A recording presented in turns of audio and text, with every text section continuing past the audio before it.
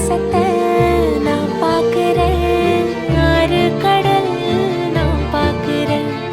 ஆகாசத்தை நான் பார்க்கிறேன், ஆறு கடல் நான் பார்க்கிறேன். கண்ணால எதையோ காணாத இவதான் கண்ணீரை பார்த்தேனே. இனி என்னோட அழக பொன்னான உலக உன்னால பார்ப்பேனே.